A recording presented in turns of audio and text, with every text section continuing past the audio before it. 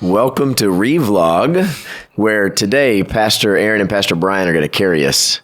Would you like a saltwater gargle, Chris? Yeah, maybe. I'm feeling a little under the weather today, but you guys make it better. Soup, perhaps. How we make it better? You do. We're good for what ails you there, Pastor. You are, yeah, without a doubt. But I'm grateful we get to do this today. So we come to 1 Peter chapter 4, verse 12, and this fiery ordeal. Fiery ordeal, indeed. So, Pastor Bryan, you want to help get us started here as you're reading this text? I'm struck by the phrase "partaking in the sufferings of Christ."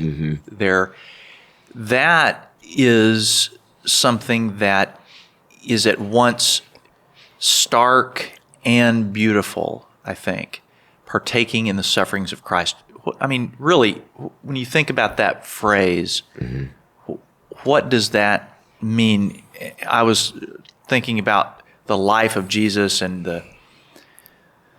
the difficulties that he went through. I mean, when we think of the sufferings of Christ, of course, we think of the cross, but he did suffer in many ways. He was misunderstood. Yeah. I'm glad that you pointed that out. And people turned away from him. He was betrayed, of course, by Judas. I mean, there were all of these kinds of social uncertainties that surrounded him that were very painful to him, and his own family, didn't understand him. In one of the Gospels, it says they went to take charge of him, for they said he's out of his mind. And so this was a man acquainted with grief, and the people nearest him. He said, you don't want to leave me too, do you? I mean, this is filled with pathos. I do wonder, you say you understood that pain, Jesus, and I do wonder how much it bothered Jesus, because we do know on some level he knew, right? Sure. He knew Judas was going to betray him, and so that probably relieved some of that, but they're probably still hurt there, right? I don't think you can be a human being and draw near to somebody and develop an intimate way of life with that person and not feel pain. Yeah, no, that's a good point. Turns away. I mean, I wonder too, the most famous passage, one of Bryan's favorite memory verses, where Jesus weeps. It took me a long time to commit that to memory. Lazarus was going to be raised. Yeah, but there was still pain. Yeah, that's what I'm going to, kind of to your point. Yes, there was still sadness, and he knew the outcome, right, and what was coming. We're kind of putting suffering in a different context, because we just immediately go to Passion Week, right? Yeah, we immediately, do. Sure. And understandably, right? But there's more to it. There's more to it, because it's I don't know how you make a verb of the story of Sisyphusian. But it was almost as if he's always pushing that rock up the hill with Sisyphi. That's not right. All right, just go with me here. That he was always teaching these disciples who didn't quite get it. These crowds that were there for one purpose, to get healed and get a free meal and to watch the miracles. Yeah. And that had to weigh on him. Just that. And yet the writer of Hebrews says, for the joy set before him, he endured the cross. Mm-hmm. So I love that picture. I always had this idea of Jesus looking at Calvary, seeing a cross there, and seeing straight through it to the glory that, and it was worth all of that being misunderstood. It was worth all that betrayal. It was worth all of those, those times where, he was going it alone, but he knew that he was chipping away at the grander scheme of what had to happen, and there's that private suffering, that just being misunderstood, or just not being, having that whole team just going, yeah, we get you, buddy. We got your back. Right. Yeah. I'm ready to go with you to prison and to death. And Jesus said, oh, that's not even going to happen. Yeah. But I mean, eventually, I mean, many of them do. Many of them do understand fully, after the resurrection, better than they did when they walked with him. That still was a price that he had a burden he had to carry all the way to the cross. And were you going to say something? I was going to say the other part of that is if we then we will experience suffering. Of course, everybody will. Whether you are a disciple of Jesus Christ or not, but for Christians, and I can use that term because Peter does. Peter does. That's right. For Christians, it is there's an added dimension to suffering when you suffer righteously, and that's the question: am I suffering? Is this suffering? What does this suffering look like? How does it line up with Christ's suffering?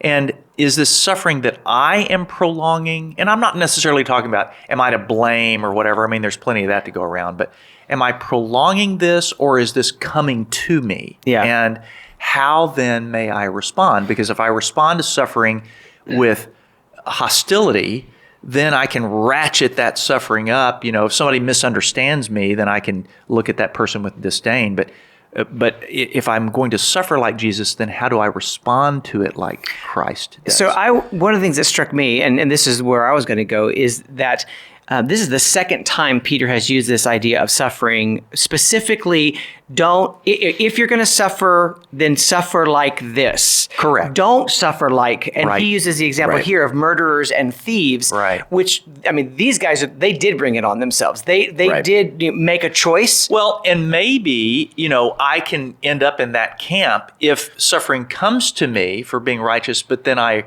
ratchet that up by returning evil for evil. And the bottom line, I think this is what you're saying too, Brian, we mentioned this a couple weeks ago, that suffering is a part of the equation.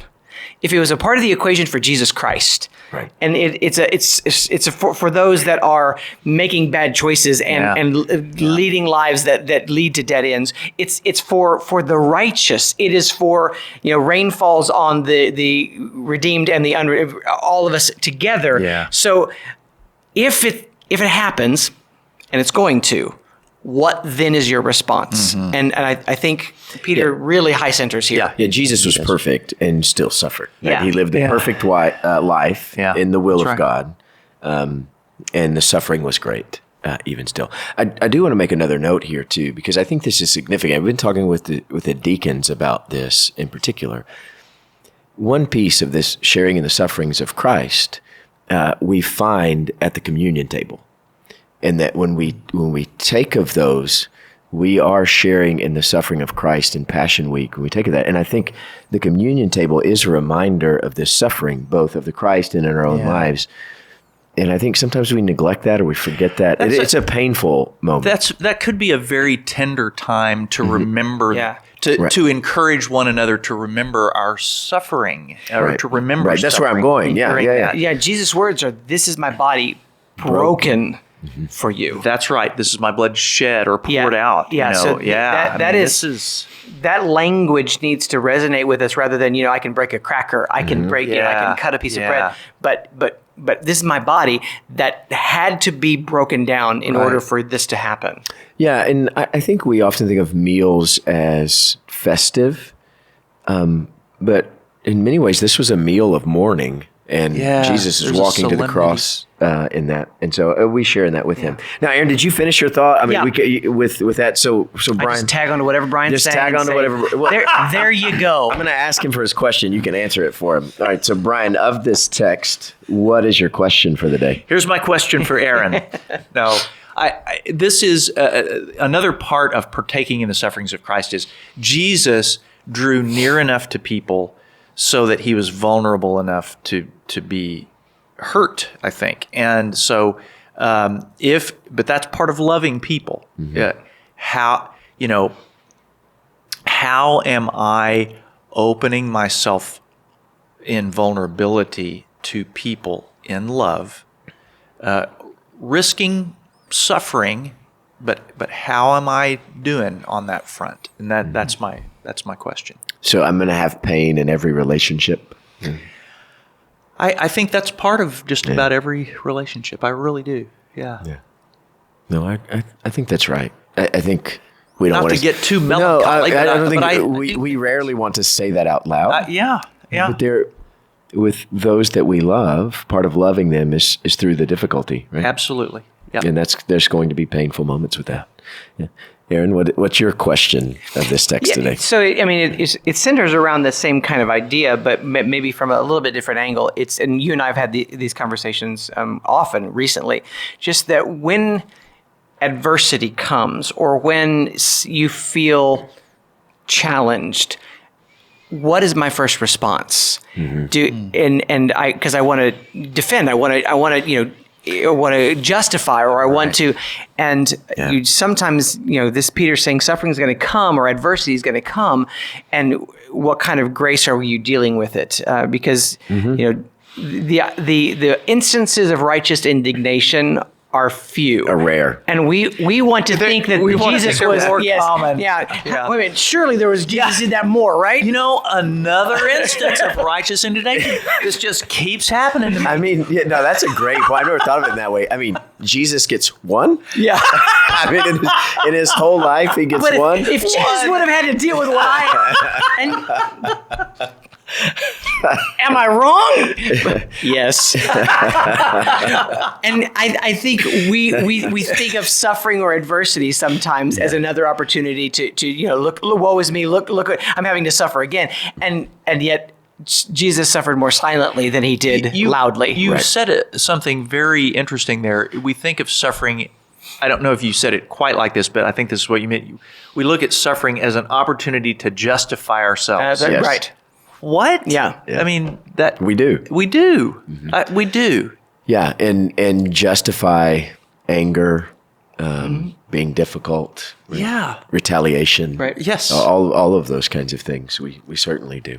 And Peter's pointing us in the exact opposite direction, right? Peter's saying in the grace of God by the Spirit, that is not the way.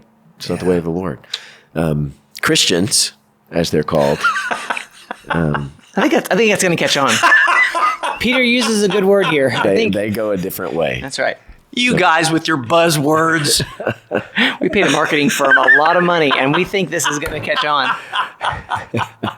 I know we're kind of talking in code here. Before we started today, Peter calls the believers Christians in this text, and for them that would have been a new term, potential buzzword, and where this is coming from. We know it was a new thing that came out of the church at Antioch, where they're called Christians, and so this is a rare occurrence to find believers called Christians in the text. And so, yeah, we'd love to hear where those places are, where we find that, and also what your thoughts are on the text for today, if you would comment below.